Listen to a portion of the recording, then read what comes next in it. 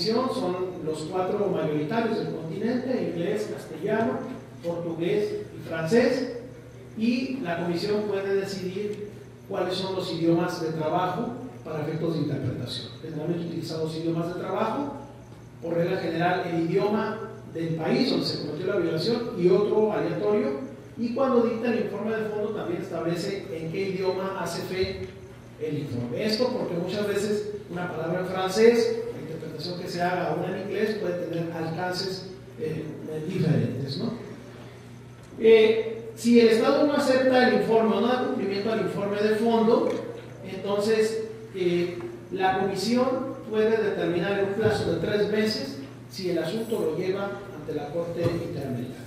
Un asunto que es criticable aquí, que no está claro, es cuáles son los criterios objetivos para determinar cuál asunto va a la Corte y cuál asunto no va a la Corte.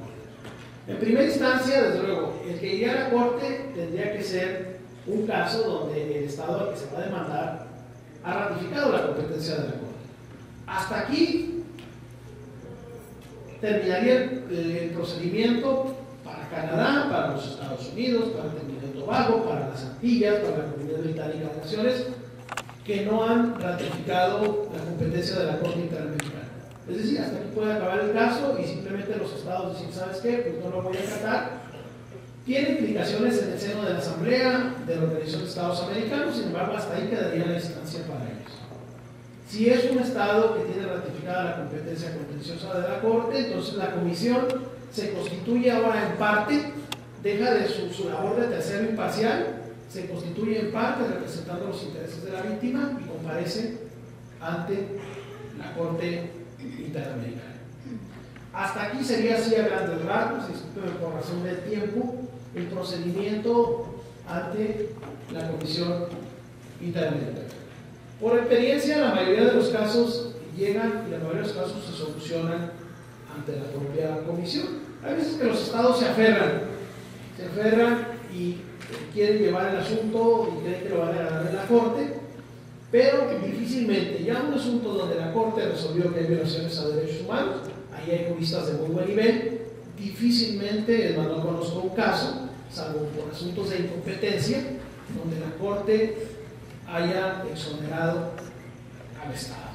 Es decir, que ya a estas alturas difícilmente escapa un Estado ante la Corte que pueda ganar o revertir el criterio que haya sostenido la Comisión Interamericana. Le ruego que me marquen el tiempo para darme una idea, ¿no? ¿Cuánto llevo de tiempo?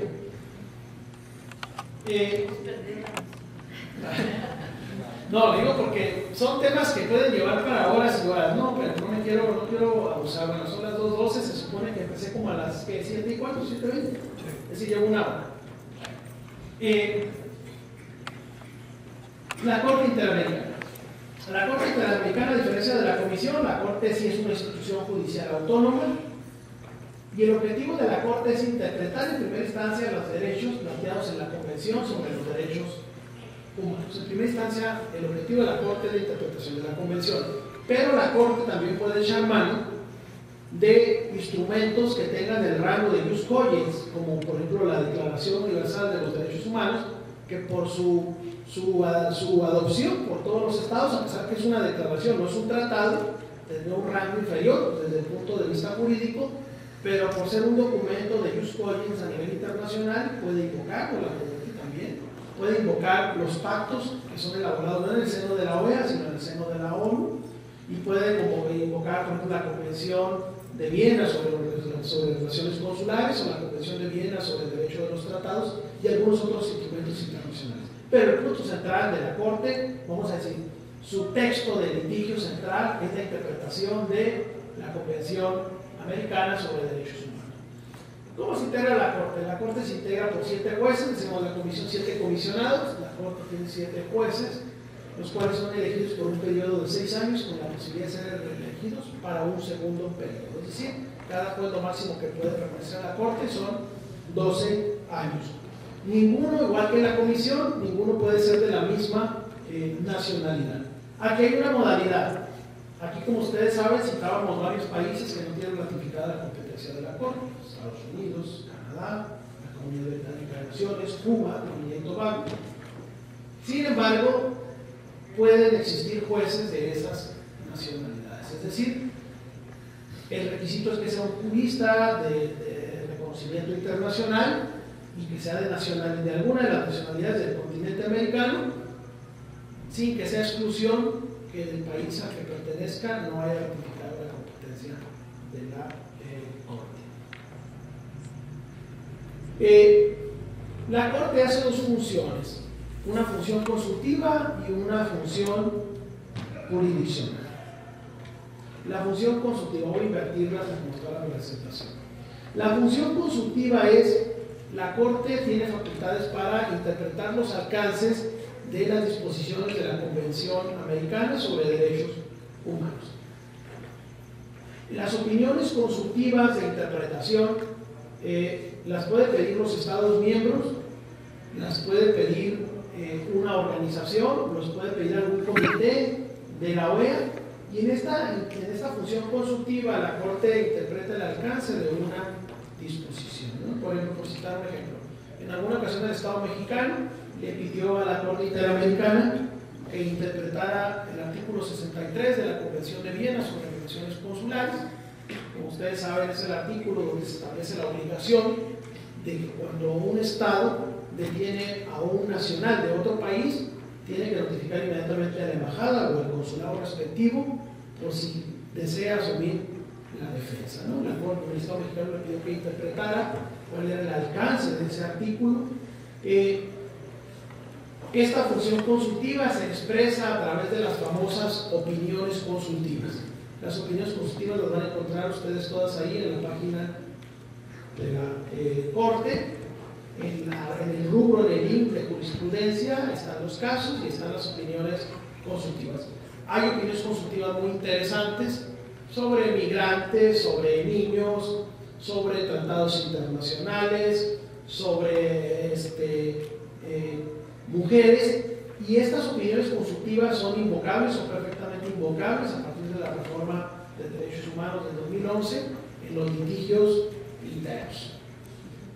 La otra función que hace la Corte, por la que es más conocida, es la función jurisdiccional, que implica conocer de todos aquellos casos que son sometidos por la Comisión, que tengan por objeto la intervención para buscar resarcir violaciones a derechos humanos, es decir, los casos específicos de demanda a los estados. En la función consultiva no hay propiamente un estado demandado, sino lo que hay son interpretación de disposiciones. En la función jurisdiccional, desde luego, hay uno o varios estados que serían demandados. En la Corte Interamericana hay una fase del procedimiento en el que es escrito, otra fase a partir del desahogo de pruebas. El procedimiento es prácticamente oral y la particularidad es que las audiencias son públicas, salvo cuando la propia Corte, el Pleno, determine que por lo delicado del asunto las audiencias se desarrollen de forma privada. Los idiomas oficiales en los que funciona la Corte son los cuatro reconocidos, cuatro mayoritarios reconocidos por la OEA, que se llaman inglés, castellano, portugués y francés. Vamos a partir del supuesto de que se ha emitido el informe de fondo por la Comisión Interamericana y que no se logró su acatamiento. Entonces, el caso es presentado, la Comisión, vamos a partir del supuesto que la Comisión presenta el caso ante la Corte. La Corte ya establece que, en primer lugar, la demanda, la Comisión la tiene que presentar en los 4 idiomas.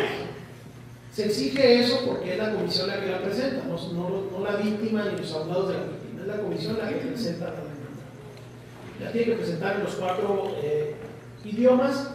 En la misma presentación de la demanda se pueden solicitar medidas provisionales, que vendrían a ser como medidas cautelares, precautorias para garantizar la vigencia de la materia de juicio.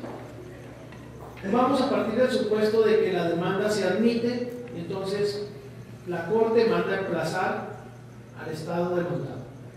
Decíamos, para que demandara un Estado tiene que haber aceptado la competencia contenciosa de la Corte. En el caso mexicano, únicamente podrán ser presentados casos de hechos que hayan sucedido posterior al 16 de diciembre de 1998. Se notifica también a la víctima, se da vista al Estado y se le corre vista a la víctima también con la demanda. La víctima tiene un plazo de 2 meses para presentar a la Corte, así se llama técnicamente, por eso está entre comillas, el escrito que puede presentar la víctima, que es un escrito de solicitudes, argumentos y pruebas. A partir de este momento, en la demanda, la víctima y la comisión van juntos, bajo el patrocinio de la comisión. A partir de que la demanda ha sido admitida y que la Corte le da vista a la víctima, a partir de ese momento la víctima puede separarse y actuar de manera autónoma a lo que promueva la comisión. Por eso aquí la víctima puede presentar 2 meses para presentar este escrito, es decir, solicitudes. ¿Por qué? Porque puede incluir nuevas prestaciones, reclamar más prestaciones que las que reclamó la comisión. Argumentos, es decir, puede presentar nueva exposición de por qué considera mayores violaciones a derechos humanos, generalmente, que lo que haya manejado la propia comisión. Y pruebas, es decir, puede ofrecer más medios de convicción que los que la propia comisión haya ofrecido. Aquí es importante, tanto en la demanda, la comisión, en la contestación que haga el Estado, como en el escrito de solicitudes, argumentos de pruebas, tienen que ofrecerse las pruebas que se estén presentando por las partes. Lo que no se ofreció ahí no se puede desahogar cuando se abra el periodo probatorio. Si bien es cierto que la Corte tiene facultades para diligencias para mejor proveer, pero eso ya lo puede hacer de manera discrecional la Corte, determina si lo hace o no. Pero por lo pronto, ahí se cierra la oportunidad procesal para que la comisión, la víctima y el Estado ofrezcan los medios de convicción respectivos. Dentro de los medios de convicción que podríamos señalar, básicamente serían los mismos que en el derecho civil, con una modalidad.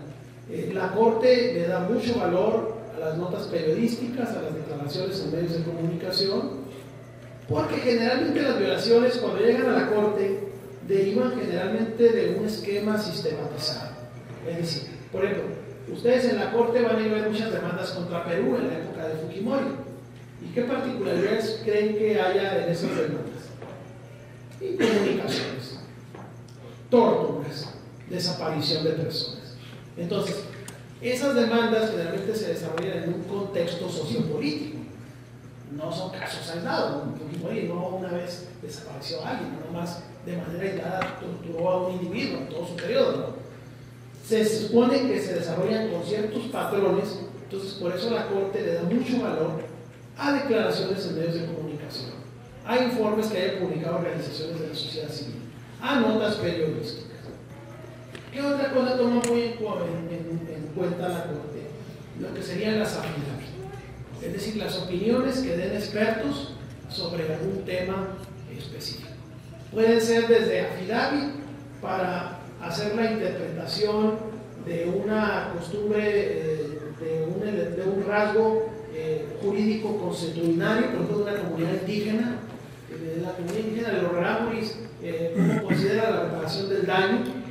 Es decir, considerar a la affidavit le da también mucho elemento de valor. Luego, la comisión, la Corte puede tener por desahogada pruebas que se hayan sido ya desahogadas ante la comisión. Es decir, esta prueba considero que está perfectamente desahogada, no la vuelvo a desahogar, la tomo y la engroso como si formara parte íntegra del expediente. La Corte también revisa, hace mucho énfasis en las 4 competencias: por razón de la persona, por razón de la materia, por razón del tiempo y por razón del lugar.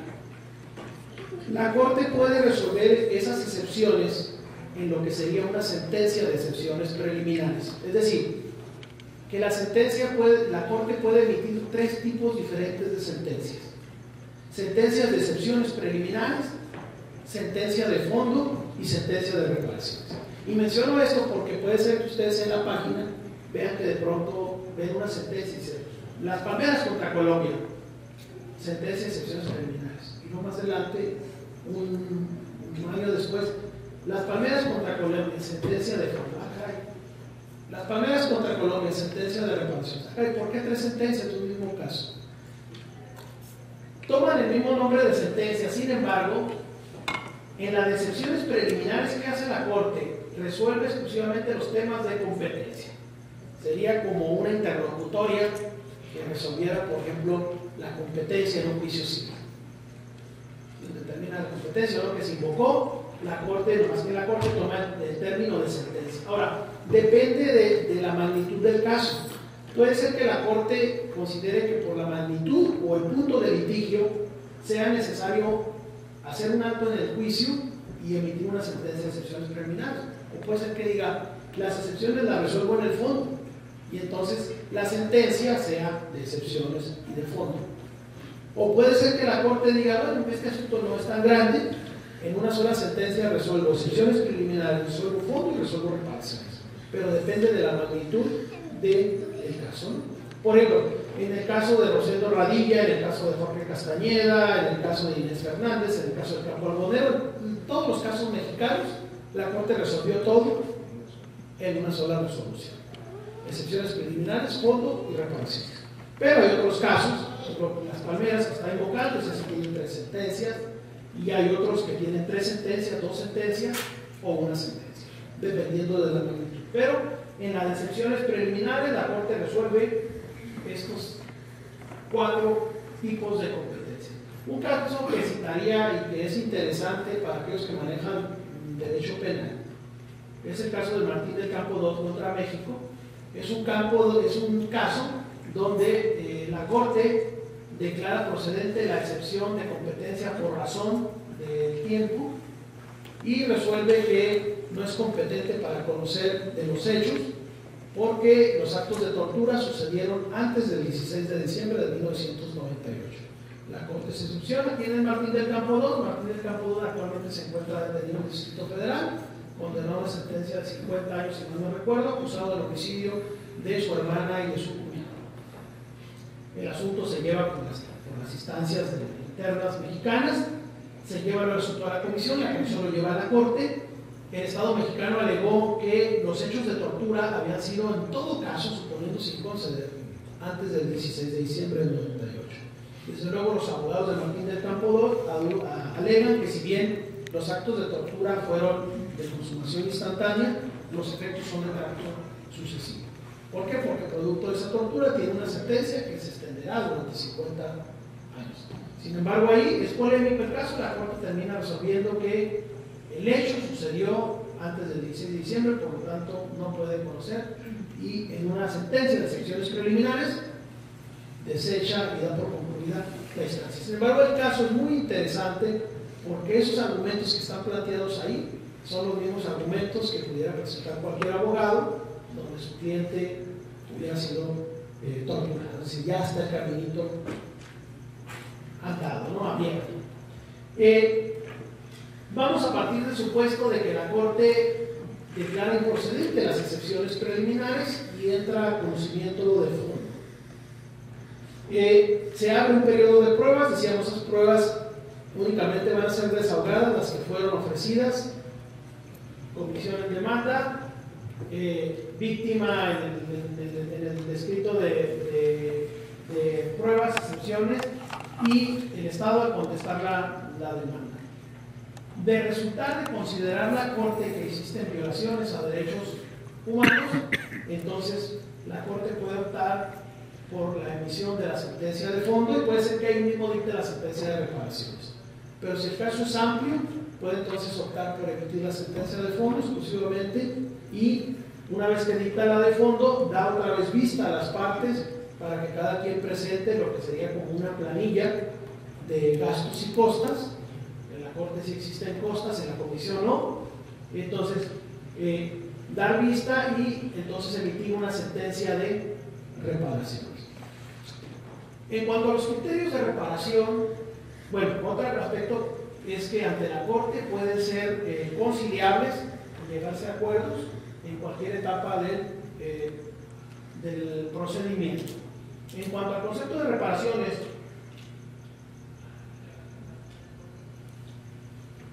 La Corte sostiene el criterio partiendo de la reparación, el criterio de restitutio in integrum, es decir, regresar las cosas al estado en que se encontraban antes de la violación.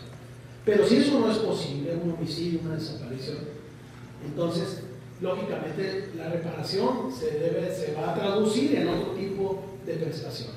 La primera, por excelencia, es la monetaria. La Corte maneja la moneda que maneja, son los dólares de los Estados Unidos de Norteamérica, como moneda para tasar cantidades en dinero, y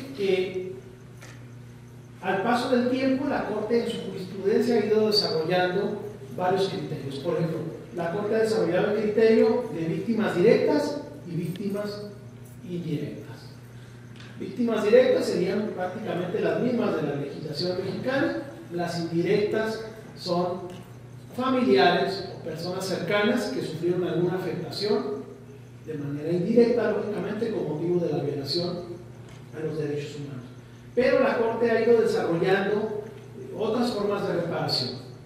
La forma de la reparación de lucro cesante, de daño emergente, y un criterio novedoso que implementando es la forma de reparación de proyecto de vida, indemnización por proyecto de vida, y que implica hacer una tasación de lo que la persona, vamos a decir, que haya sufrido una incapacidad motriz o mental de por vida, ¿no? Entonces se hace un cálculo de lo que la persona dejó de ganar o pudo haber ganado durante su vida. Eso desde luego vuelve muy interesante porque entonces la cantidad se dispara, o la desaparición de una persona, lo que pudo haber ganado de por vida.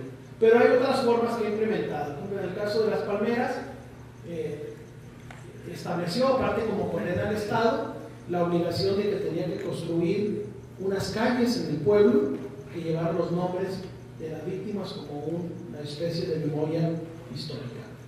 En el caso, por ejemplo, del campo algodonero, si ustedes recuerdan las prestaciones con dependencia de la monetaria, está la disculpa pública y está el tema de la elaboración del memorial, ¿no? El memorial que se hizo precisamente ahí a un costado del campo algodonero.